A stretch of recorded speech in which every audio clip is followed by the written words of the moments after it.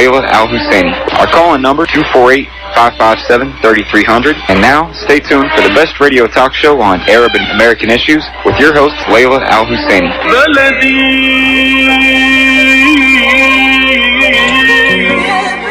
And good morning, everyone. It's Friday, May 31st, 2019, and I'm Ray Hanania. New title, Special U.S. Correspondent for the Arab News newspaper, among many other things that I do. Of course, I write for a lot of people, and I do media consulting, too. You're listening to the Arab Street Radio and podcast broadcast from Detroit, Michigan, through 690 AM WNZK Radio Live. The Arab Street Radio and Podcast is part of the U.S. Arab Radio Network, hosted by Layla Al-Husseini, in an effort to energize and empower Arab Americans to stand up for their rights. For more information, go to my website at hanania.com. And afterwards, after the show, you can get the podcast on iTunes, Spotify, or by visiting my podcast website at thearabstreet.org. The radio call-in number is 248-557-3300. Got a list of topics today. We'll try to go through them one every 15 minutes. After each break, I'll try to switch so we can get all of them. The first topic, the upcoming Arab Economic Conference in Bahrain and why I don't think it's going to work. And I'm going to talk about an effort that they made back in the 1970s to use money to undermine the PLO and Yasser Arafat, and this is by Israel, to prevent Palestinian statehood. It didn't work then, and I don't think it's going to work this time. The surprise collapse of Prime Minister Netanyahu's political future and the call for new elections in Israel in September. The big question, will Arab Israeli voters use this as a chance to improve their own lives and their politics, to empower themselves, or will they continue to do what they always do, in most cases anyway, where they just stay home from the polls? They could have made a difference. I'm not saying that Benny Gantz, who was the left of center party running against Netanyahu, was really any better, but had they been involved, they could have undermined Netanyahu and maybe given themselves a chance to do something else. We don't know. And also, you all probably saw that there's another version of Aladdin. This time it's with real people. I'm going to talk about Aladdin because I refuse to go see it. It just makes Arabs look stupid. And yeah, it has some really catchy songs and lines, and, it's all happy. It's great for, American kids and Western kids, to laugh at the Arabs and, this myth that Aladdin was part of the Arabian Nights. No, it wasn't. The original Arabian Nights were written thousands of years ago. This story about Aladdin was put into the Arabian Nights in the 18th century by a Western French writer who had heard it from someone, I think, in Egypt and decided to just throw it in because he thought it was funny. And I'm also going to look at how Palestinians fared under President Bush and President Obama. And it wasn't very good under either. Yet Obama enjoys sainthood. And as far as I'm concerned, that's a real shocker. Again, you can always listen to us online. Go to the website at hanania.com if you're not in Detroit. But for those of you in Detroit, you want to talk about one of these topics, 248-557-3300. I think let's start with the Bahrain conference. I mean, they have this international economic workshop organized by the United States as part of, Trump's deal of the century. Now, I did support Trump in the last election, but only because I thought he was going to destroy the political system in the United States. I figured he was going to throw the game board up in the air, and that would pretty much force a change. In confusion and disarray, sometimes you can rebuild. And I figured, if the Arabs won't do it, if they won't organize properly, if they won't get themselves organized, they hate to be criticized. And, they get mad at me. Why do you criticize us? Because you're not doing your job. Okay, you're taking the lazy way to do stuff. You know, we complain about victimization and Palestinian suffering, but the truth is that we really don't do enough about it. And they should do something about it, but I don't know, maybe it's in our culture. We don't want to. It's better to be emotional and angry to do stuff. So I thought, okay, this is a good opportunity since Bernie Sanders lost to Hillary Clinton. I certainly wasn't going to support Hillary for president. So I figured, hey, best option, President Trump. Put him in there and see what he can do. Maybe there was a chance. Now, it doesn't seem like it's really working, but none of the other stuff worked either. So don't make it sound like it was better under Obama. And the truth was, it wasn't better under Obama. But right now, let's talk about this Bahrain conference. Jared Kushner and Jason Greenblatt, two very pro-Israeli Zionists who work for Trump, have pretty much taken control and hijacked this whole issue away from Trump. And what they're going to do is they believe that they can buy off Palestinian nationalism, and in so doing, then they get all the Arab countries and say, hey, it's over. We don't need to waste our time with the Palestinians. It was their fault, large part too. The Arab world can't sit there and say, hey, we did everything we could. No, you guys caused the problem, and you failed to correct it. But they think if they can throw money at it, it'll end all the problems. Of course, that won't work. They tried that in the 70s. But, Jason Greenblatt and Jared Kushner don't know anything about history and probably could care less. They don't know anything about the Arab world either. I think that's kind of fascinating. So this all goes back to, I don't know if you remember, in 1974, if you were even alive back then, but in 1974, the Arab League met in Rabat, Morocco, in October, and they stripped Jordan of its authority over the Palestinian territories, and they declared the PLO as the sole legitimate representative of the Palestinian people. That next month, it was actually 2 weeks later, Arafat went to the United Nations, and I remember it because I heard the speech live. Very moving, very powerful. He argued that the PLO was fighting for justice against Israeli terrorism, and he equated peace and justice. He's the first one who took these two terms. You want peace? You got to give us justice. That was the deal. And it was in the pure form. It was like the pure form of Middle East peace. And he argued that the core of the Arab-Israeli conflict was Israel's refusal to recognize the legitimate rights of the Palestinian people. That was back in November 1974. And I don't remember if you recall, he said, I come bearing, I think it was an olive branch and a freedom fighter's gun. Don't let the olive branch fall from my hand. I remember it was very powerful. And that scared the hell out of the Israelis, because what happened was the Palestinians started rising in power. And, they had taken over the West Bank in 1967, building all these Jewish, only racist, militant, armed terrorist settlements that today they claim are cities, but they're really like enclaves of militancy and extremism in Israel. That's one of the things that's been fueling Israel's downfall, the rise of this extremism. And Arafat was moving up. They were really talking to him. And Menachem Begin, who was the Prime Minister of Israel in 1977, he was the former terrorist who murdered 100 civilians, men, women, and children at Deir Yassin in 1948, April 9th. He became prime minister. That's what the Israelis do. They elect terrorists to become leaders and then yell about everybody else being terrorists. It's all public relations and strategic PR, people, and we don't understand it. We're not playing the baseball game right. Begin was upset. He was a crazy person.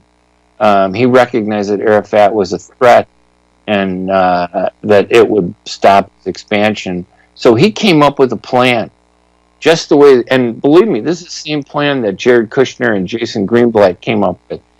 Menachem Begin, the terrorist, Prime Minister of Israel in 1977, came up with a plan to build an Islamic movement to rival Arafat in Palestine, in the occupied territories in Gaza and the West Bank.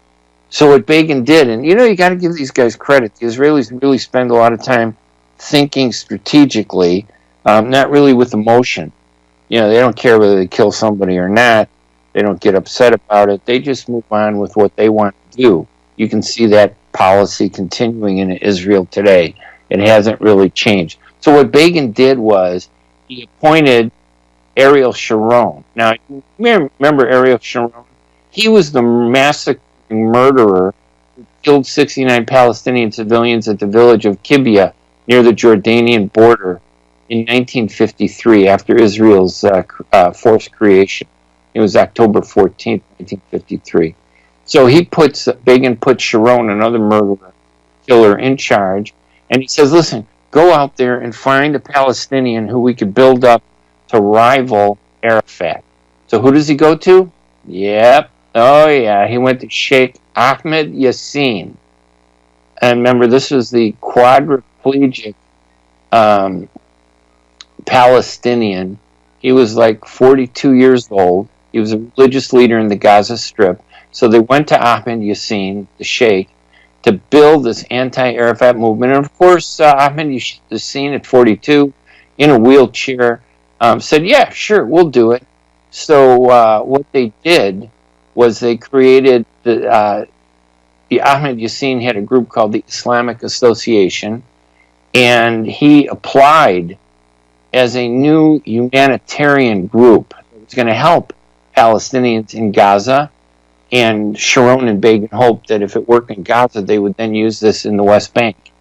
And they gave Yassin all this power. And when I talk about power, what they did was they set up a system called the Village Leagues, and in the Gaza Strip. And under the Village Leagues, Yassin was the boss, reporting to Ariel Sharon. And Sheikh Yassin was given lots, millions in Israeli money to operate a network of schools, medical clinics, social service agencies, religious institutions. Basically, I mean, this is what Hamas later became famous for, providing direct services to the poverty-stricken Palestinian population, with the price tag being religion. You had to embrace Islam. That was Sheikh Yassin's mandate. They became a breeding ground for Palestinian collaborators who blackmailed or bribed and reported on the activities of pro-Arafat and pro-PLO Palestinians in Gaza. Many of these pro-Arafat PLO Palestinians were killed by Ahmed Yassin's bullies. So they gave them all this money, and there were as many of, and they hired Shin Bet hired a lot of Ahmed Yassin's Palestinians in this, village leagues and this Islamic association. There were as many as 19,000 Palestinians who were working for the Israeli military government through Sheikh Ahmed Yassin, and 11,000 of them were teachers, clerks, and administrators. Of course, that all changed 10 years later. Now, they're doing everything was working, but on December 9th, 1987, an Israeli military truck collided with a Palestinian car, and it purely by accident. It killed the 4 Palestinians in the car. Relatives and friends of the 4 dead Palestinians protested, and that protest started to spread through Gaza and through the West Bank, and it created the first Intifada. And what did Ahmed Yassin do? He took all the money that he had. He saw an opportunity, and he created Hamas. He launched Hamas as the militant arm of the Islamic Association and the Village Leagues. He used Israel's money, because really, when you think about it, Israel was responsible for creating Hamas. They really were, because of this plan that I just talked about. And by the way, you can go to my website at Hanania.com. You can see all the footnoted references, because I really researched this, back in the 90s when I wrote the story. I think it was for Counterpunch, was the first place that ran the story. And I'm going to be writing about this more, because that's what this economic summit in Bahrain is trying to do. They're trying to use money as a means of empowering Palestinians to undermine the movement for the creation of a Palestinian state. The problem is the Palestinians never learned from the lessons either. So yeah, Jared Kushner and Jason Greenblatt haven't learned, but neither have the Palestinians. They haven't learned. This plan backfired on Israel during the first Intifada. Hamas ended up becoming one of the most powerful Palestinian militant terrorist organizations. And it did force one thing. It forced Arafat to realize he couldn't lead the Palestinians from overseas in Tunis. So he reached out to the United States through European contacts to see if they could make a peace agreement with Israel. And that's what started the Oslo Accords in 1988. That history is a fact. And if you could ignore it and pretend like it never happened, but that's the truth. And, sometimes we need to look at the truth and we need to make things happen. Listen, I'm Ray Hanania. We're going to take a break, and when we come back, we will be right back right after these messages. Kashat's Mediterranean Market and Shish Kebab offers a great array of your favorite Mediterranean meals. Meals range from lamb specialties, shawarma sandwiches, seafood dinners, and they offer special big trays of your favorite food, plus much more. Kashat's Mediterranean Market and Shish Kebab address is 32839 Northwestern Highway in Farmington Hills. Their phone number is 248-538-9552. That number again is 248-538-9552, and the supermarket is open from 8 a.m. to 9 p.m. Kashat's Mediterranean Market and Shish Kebab will definitely leave you satisfied. Are you going to start a restaurant or grocery store soon? Do you need floor plans and designs? Call Naji Abood at 734-744-9796. Do you want to buy kitchen and restaurant equipment at discount prices? Call Naji Abood now, 734-744-9796. New Concept Products and Design, the trademark of kitchen equipment. 5% discount on all purchases of $75,000 or more. New Concept Products and Design, new location, 31185 Schoolcraft in Livonia. Learn more at www.newconceptproducts.com. Call Naji Abood, 734-744-9796. When it comes to reproductive medicine, IVF Michigan Fertility Centers are the recognized leaders. With locations in Bloomfield Hills and 5 other cities in Michigan and Ohio, IVF has experts in all aspects of the field. As a founding member of IVF Michigan Fertility Centers, Dr. Nicholas Shama is one of the leading reproductive endocrinologists in Michigan and Ohio. Dr. Shama has performed over 10,000 IVF cases and has helped thousands of couples fulfill their dreams of parenthood. American board certified in both obstetrics and gynecology and reproductive endocrinology and infertility, Dr. Nicholas Shama is a very caring, compassionate, expert physician that understands not only the medical but also the emotional toil of infertility on his patients. When it's time, get personalized care from Dr. Nicholas Shama at IVF Michigan Fertility Centers in Michigan and Ohio. Call toll-free 855-952-9600, 855-952-9600. Life is a nonprofit charity that's provided humanitarian aid and development to people and communities for over 25 years, regardless of race, color, religion, or cultural background. When disaster occurs here or around the world, Life for Relief and Development rushes in to provide food, medical aid, and shelter to those in need. Please help improve these efforts. Make your tax-deductible donation to Life now at lifeusa.org or call 248-424-7493. And welcome back to the Arab Street Radio and Podcast. I'm Ray Hanania, our number 248-557-3300. And I got a lot of topics I'm going to go through. I just did in a nutshell, why the Bahrain conference won't work. And if you need to understand this because they tried it, the Israelis tried it. Then in 1970s and 80s, it didn't work. It resulted in the rise of Hamas. And that's why I always say that Israelis midwifed the rise of Hamas. Let's go to the phone lines and say hello to one of our friends on the line, Jerry Haba. Hey, Jerry, good morning. Thank you, Ray. Good morning to you, and thank you for taking my call. How are you this morning? Good. Ray, my friend, about the topics about Palestine. Ray, you know it, and everybody know it. 7 decades ago, almost 7 years since 1948. And then right after the first war between the Israeli, after the establishment of the State of Israel, and a few Arab governments, and you know what happened after that, that the mostly Arab armies, they were using weapons from World War I, and it was a bad experience, bad weapon. So what happened, and everybody knows that. Yep. Right, my point is here, since that time, and the Arab government, through their summit, what we call it, Mu'tamar al-Qimma, the top meeting summit, millions of dollars they were pumped to the Palestinian leaders. I mean, after, you remember, Ahmed al-Shuqairi, he was the first. I remember him. Ahmed al-Shuqairi, the first leader. Then Of after the PLO. that, exactly, Yasser Arafat. He was appointed by the Egyptians. Exactly. And I believe that time was the late Egyptian President Jamal Abdel Nasser. Right?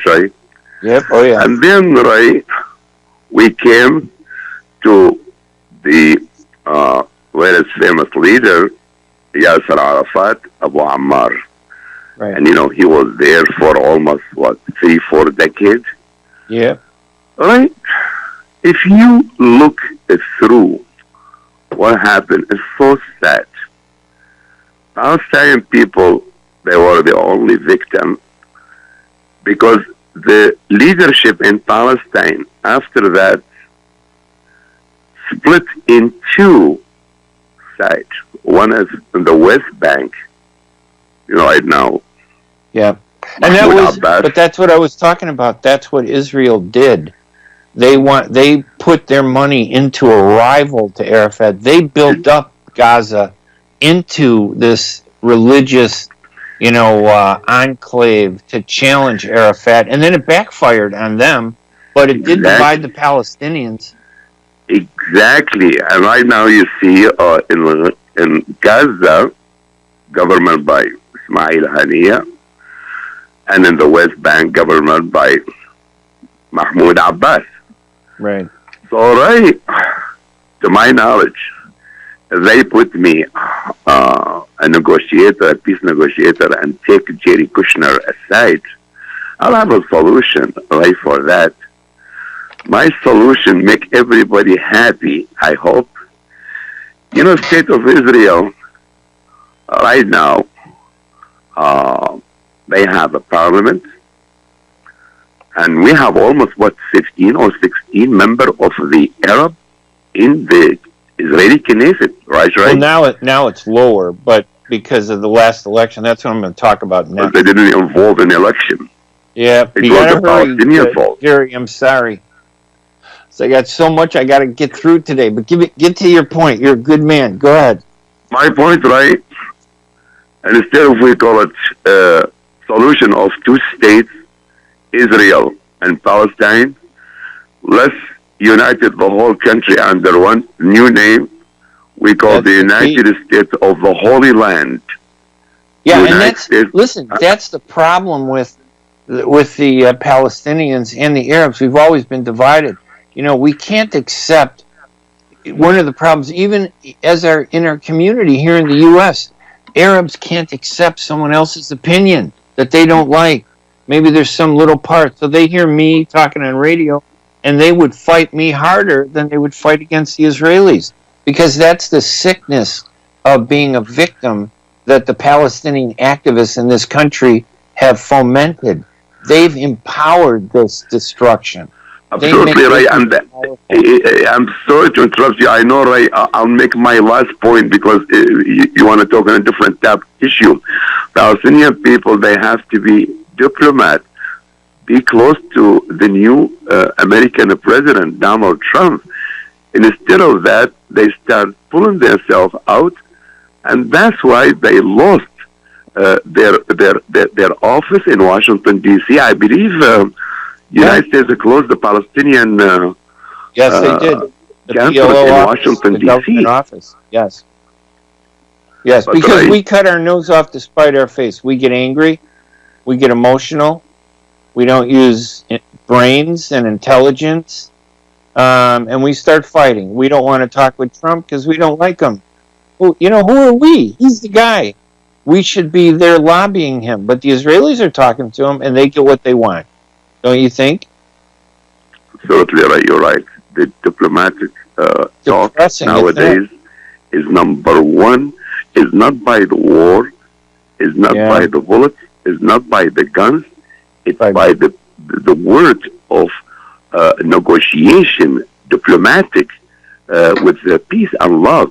Because right in 70 years, what the fight did to us, put those people behind the Palestinian people, and they become the victim.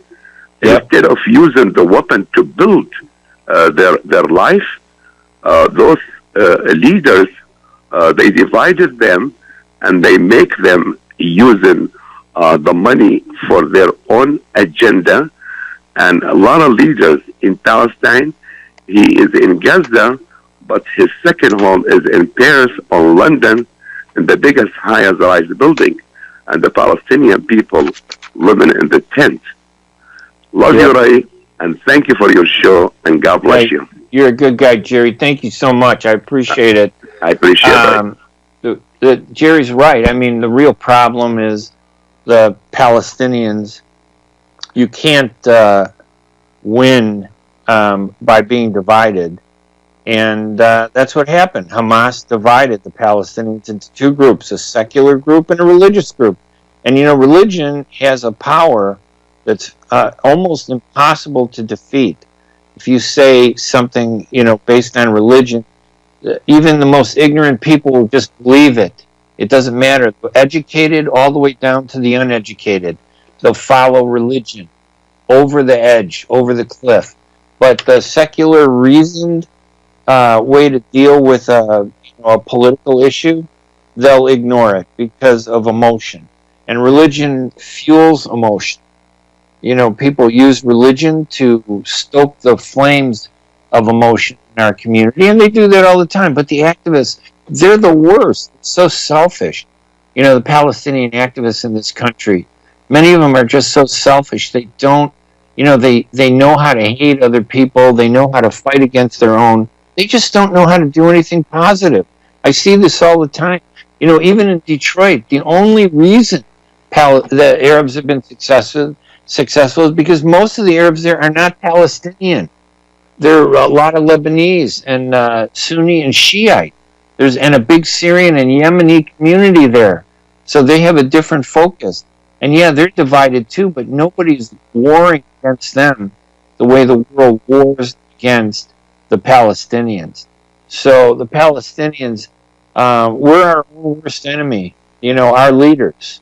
We try, and when you try to do something right, everybody tears you down. So that is our problem, and I think that lesson that I talked about in the first segment is really important to understand, and you need to understand it. I'm going to write more about it in the Arab newspaper because I think people need to understand what happened. You don't just turn your back on history when you don't like stuff. You need to understand it and do something. We're going to take another quick break. We'll get the voices of our sponsors out here. And then we'll talk a little bit right after the next segment about Aladdin.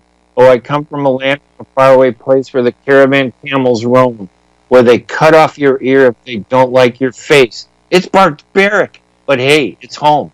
Those are the original lyrics from the Aladdin movie, which they've changed in DVD, and they've changed in this latest very strategic way to profit and make fun of the Arab world, and we're just all giddy because finally they hired an Arab to play Aladdin.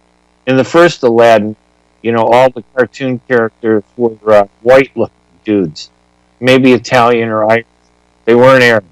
I'm Ray Hanania. We're going to take a break, and we'll be right back right after these messages. If halal is important to your family, you can trust that Miramar will offer not only the highest quality halal products, but the best tasting and healthiest foods that can be placed on your family table with confidence.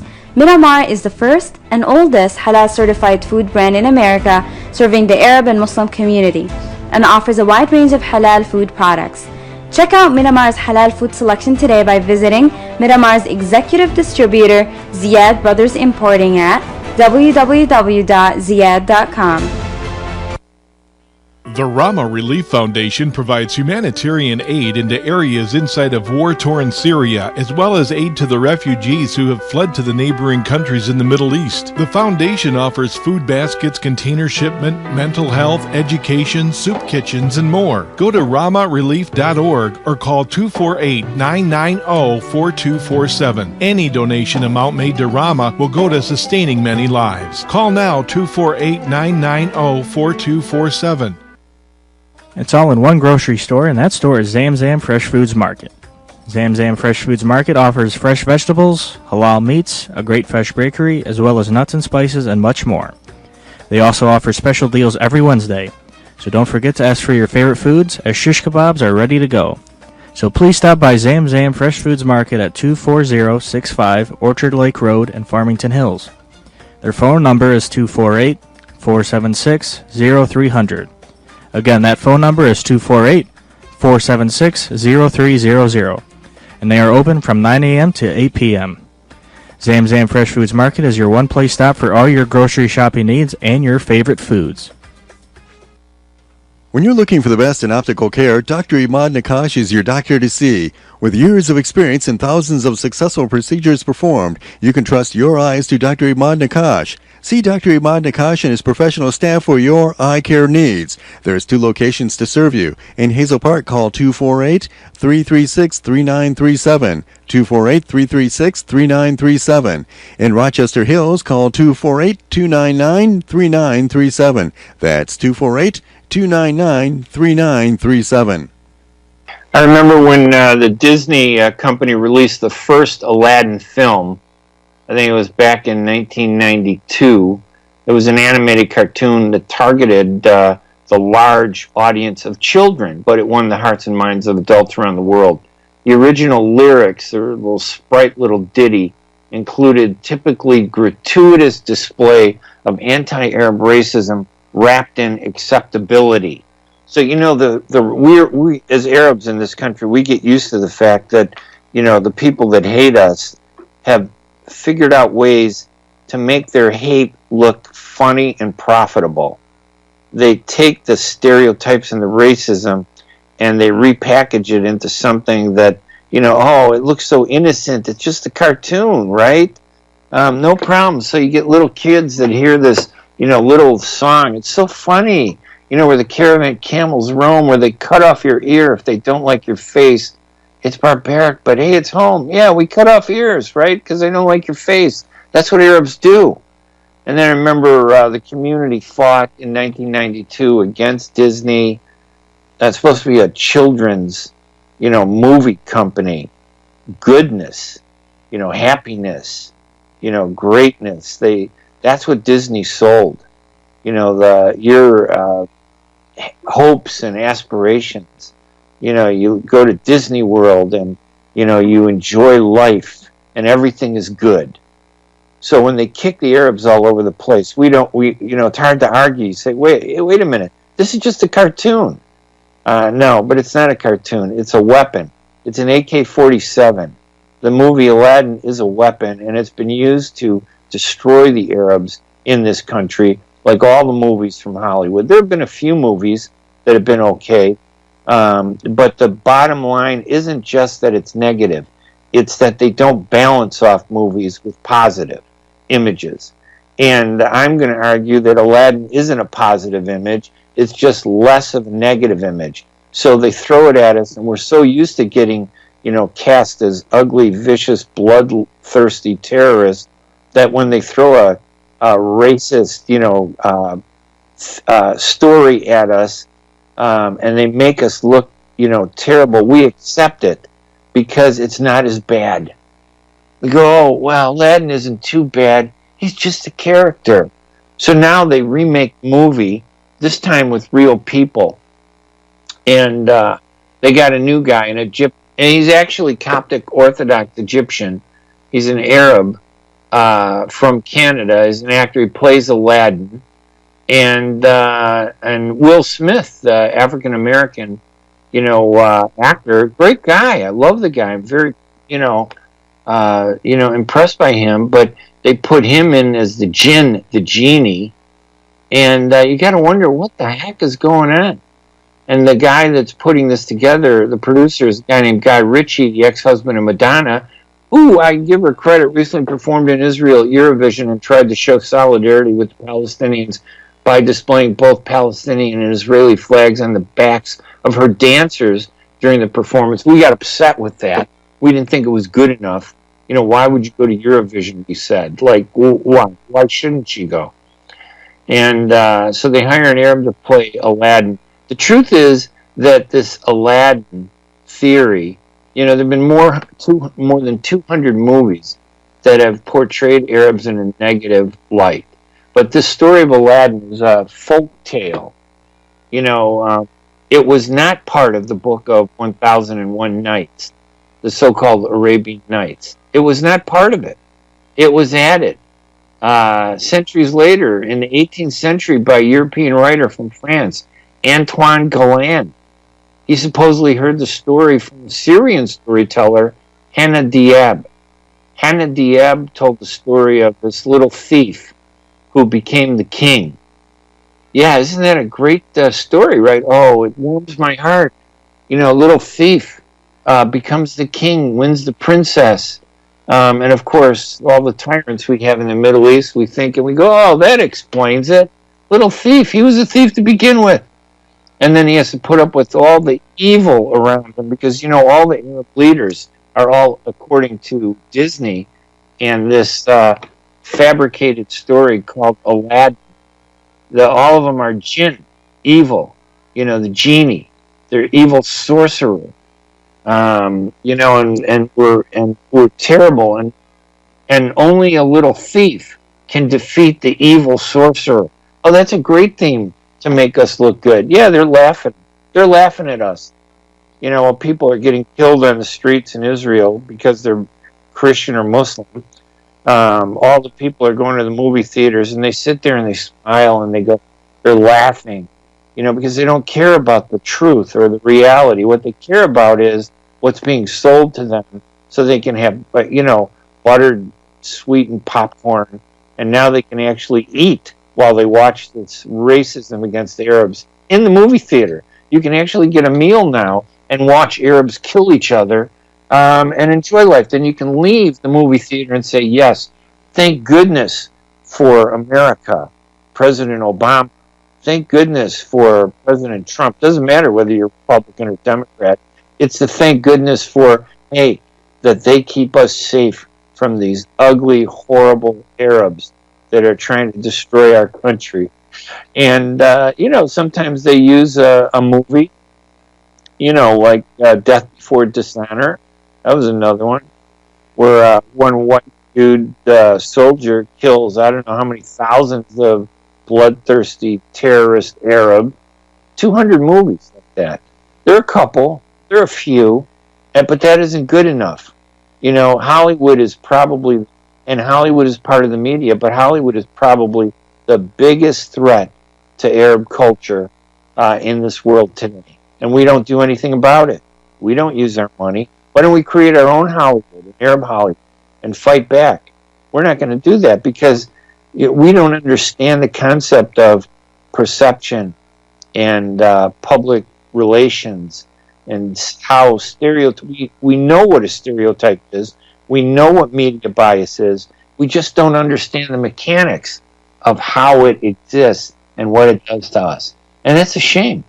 And, that holds us back. And it always surprised me, the answer's right in front of our noses. Right under, and it's within earshot. But, of course, we cut off our ears because we don't like our face. It's barbaric, but, hey, it's home. So Disney, after the protest in 1992, they didn't change the movie. They changed the DVD. They changed the words to something generic, and we were supposed to just accept that and say, hey, a big victory. No, it wasn't a victory. They changed some stupid lyrics that were like maybe 5 seconds. It's like the movie Titanic, James Cameron, instead of using Arab wedding, there's a Lebanese wedding aboard the Titanic.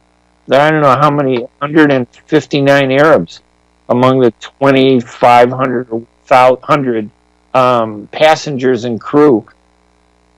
And most of those Arabs died on the Titanic, and there was only 2 seconds or maybe 3 seconds where we even knew that Arabs were on the Titanic, when the Arab guy and his wife are trying to figure out how to get out of the sinking, hull of this Titanic ship. And he says to his wife and kids, "Yalla, yalla," and my eyes opened up.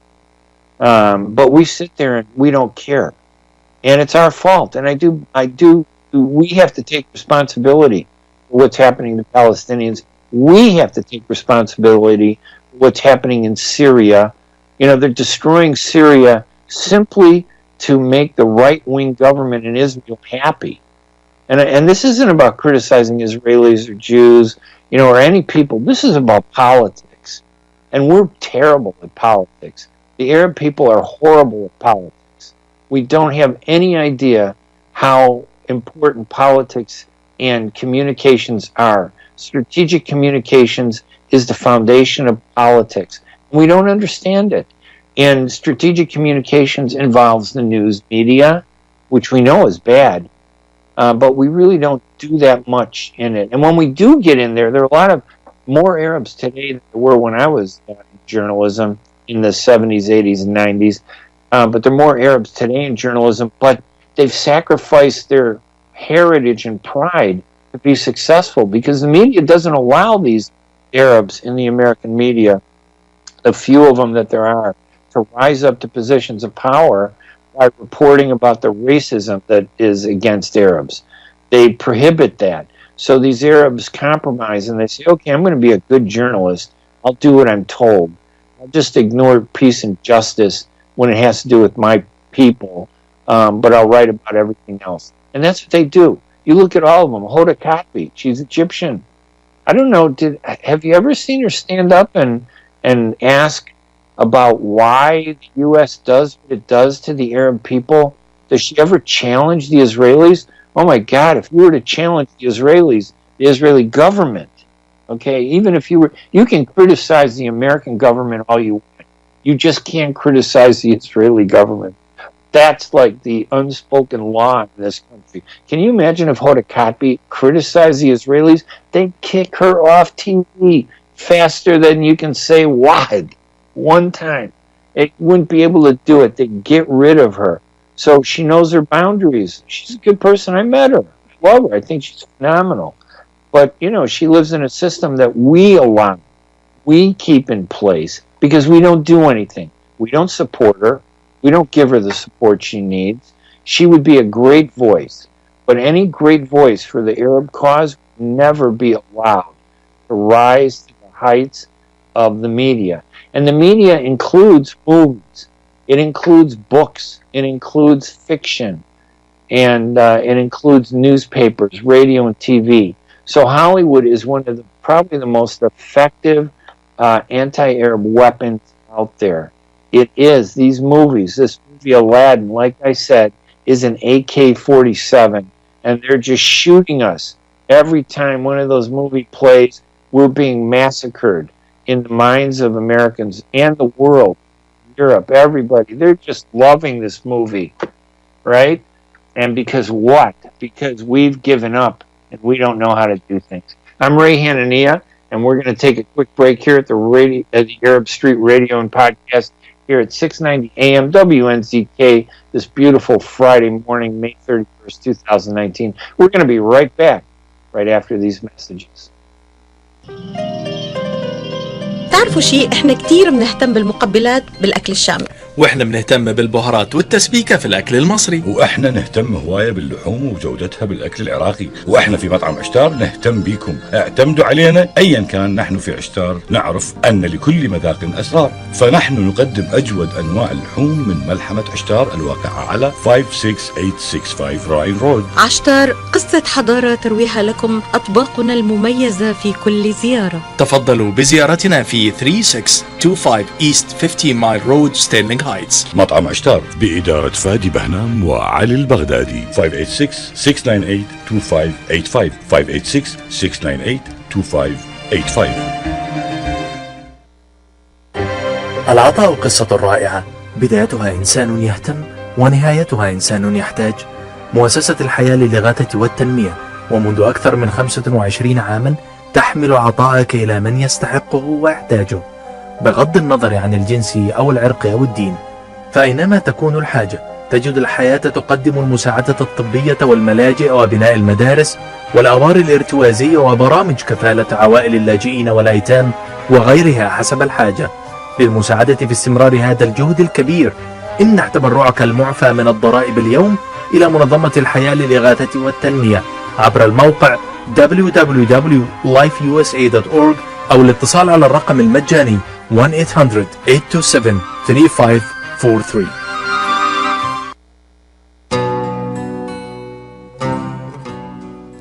أيام زمان كان طعم الأكل غير. كان جدي يجيب لي لأكلة المحاشي والكبة المشوية.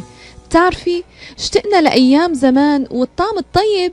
بس اليوم مع زيادة منتج بديل دهن الخروف الحقيقي بطعم اللية بيعطيكي نفس الطعم الغني والمميز، مجفف معقم سهل الاستعمال وحلال 100%. يمكن استعماله في جميع الأكلات الشرقية. ما عليكي إلا أنه تفتحي الظرف وتضيفي من طعم اللية واستمتعي باللقمة الشهية. وصحتين وهنا. The Rama Relief Foundation provides humanitarian aid into areas inside of war-torn Syria, as well as aid to the refugees who have fled to the neighboring countries in the Middle East. The foundation offers food baskets, container shipment, mental health, education, soup kitchens, and more. Go to ramarelief.org or call 248-990-4247. Any donation amount made to Rama will go to sustaining many lives. Call now 248-990-4247. And remember, you can get all the information about everything that I do as a special correspondent in the U.S. for the Arab News newspaper, for the Arab Daily News website that I write for. I love covering the Middle East. I do media relations now as a profession for clients, and I do very well because I've been in media now for over 40 years. But you can go to Hanania.com and get all those. You get those columns from the Middle East. You can also read my columns on American politics, the election of Lori Lightfoot in Chicago as the new mayor. And you can download my political podcast, Ray Hanania on Politics, which also is available. The Arab Street is one podcast that focuses on the Middle East, and Ray Hanania on Politics is the other podcast that focuses on the U.S. Trying to keep them separate is tough, and it's a lot of work, because I tell you what, I'm never sleeping. I'm working like 48 hours every day. Let's go back to the phones and take another question from Jerry, our buddy. How you doing, Jerry? Ray, thanks again, Ray. I'm sorry to bother you. Ray, I remember one thing he mentioned. It's the new American president, the first week he came to the office, the first 100 days, we call it. He said the Palestinian Israeli issue won't be solved unless if the Israeli and the Palestinians sit one-on-one, without interfering with any other superpower or any other of the 22 Arab countries over there. Look, right in the 7 years, what the Arab government, they use Palestine as a poker card. That's it. It didn't help the Palestinian people. They just use the name of Palestine for their own agenda. Right, what I was suggesting, and I don't know if Bob, you agree with me. Right? How about if, as of, let's say, today, to hold a national election in the Holy Land, the whole Israel, Gaza, West Bank, ask the Palestinian people, come to vote. What do you want to do to your future, to your generation? Would you love to melt yourself as a part of one state and vote for the person who you like to represent you? A national election in the Holy Land, from Gaza to the West Bank, past Israel, Jerusalem, everything. So that was, Ray, my opinion. Let the Palestinian people decide which side. You remember, Ray, when Russia took over the island of Crimea? You remember what Russian President Putin say? He said, it is not in my hand. Let the people of Crimea decide if they want to stay with Ukraine or with Russia. And it was a Sunday election, and the people on that island decide on the vote to be with Russia. So that's it, right? Let the Palestinian people decide who is the representative and what is their future. In the meantime, right, because Shahr Ramadan is almost over, and June the 4th will be the first day of Eid al-Fitr Sa'id, I want to wish all the brother Muslims all over the world happy Eid al-Fitr Sa'id. All right, thank you, Jerry. I appreciate that. And thank you for Mr. Mike Shepka, your producer. Thanks, Jerry. I appreciate that call back. I really do. Thank you, Ray. And he's right. You know, we should, but we don't get together, and you know that's never going to happen. And we can't always blame the Arab countries for doing everything. It's part of us. If we don't lead, no one's going to lead for us. So if we don't do it ourselves, we don't come together, nothing will happen. The last segment I wanted to talk about was the sainthood of Barack Obama, how we made him into a saint. He was eloquent. He was really smart. He always smiled. He had a happy face. It was always like happy time, you know, all the time. And but I'm going to tell you that more Palestinians were killed and injured while Obama was president than under President Bush. And those statistics are kept by B'Tselem. Let's go back to the phone lines. We can take Ted, who called in at 248-557-3300. Go ahead, Ted. You're on the Arab Street Radio. Good morning, Ray. Hey, Ted. I just want to say something about the problem, Palestine and Israel. Sure. I want to say that the problem is the Arab Muslim. They will never live in peace with non-Muslim. You cannot. It is very difficult. And the reason I did some study on it. And the reason is, in my opinion, it is, look, the Muslim people, they don't want any alcohol. They don't want any gambling. No interest on the money. They want to use taqiyya, that he does not want to speak the truth. And it's in the book. It's not from my pocket. Yeah. It's in the book. No, I understand, Ted. You can't stereotype a whole people. Right, but the majority, yes, it's true. 90%. Because we have a lot of Christians that are crazy. Look at the Christians, the evangelicals, they're nuts. I'm with you. 90% of Muslims, they do not want to do these things: gambling, alcohol, interest, truth, and a lot of Christians like that too. The way they dress, the non-Muslim dress different than Muslim, and there's other things. So, in my opinion, it's no way they can live together. They gotta live separate. I respect everybody. Everybody. But when you have these things, it's no way you can put these people together. It's no way. They cannot live. They cannot. And Yeah. by the way, I have a guy over here from Dearborn, Michigan yesterday. He was calling to collect money to buy weapons to fight Israel. Can you imagine? No, that's crazy. You're right. He's a Ted, he's a listen, you make Lebanese. one good point, but it's not. But He's a- don't stereotype people. Religion is not good for politics. Anybody that puts religion ahead of politics, all they're doing is destroying everything. Ted, I got to let you go because we only got a few minutes left. And thank you for calling. I appreciate it. I don't think stereotyping a whole religion is the right thing to do. It's wrong. I can't, even though they're Christians, I can't stereotype Christians either, or Muslims, or Jews. We can't do that. But you can look at the politics of Christians. You can look at the politics of Jews. You can look at the politics of Muslims. And there is a politics that can be criticized. But it's not because they're Jews. It's because inserting religion into anything destroys the secular nature of life. That's just the way it is.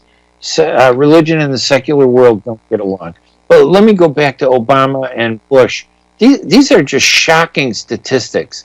The truth is that while Bush was president, 5,000 Palestinians were killed during his presidency.